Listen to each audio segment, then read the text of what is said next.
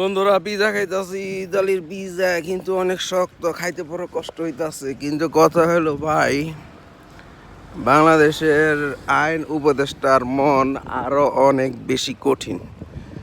Italian pizza তো যাইও কামড় দিয়ে দুমড়ায় মুসড়ায় ভেঙে সেটা খাওয়া যায়, কিন্তু বাংলাদেশের যে আইন উপদেষ্টা আসিফ নজরুল ভাই, তার মনটা কিন্তু অনেক কঠিন।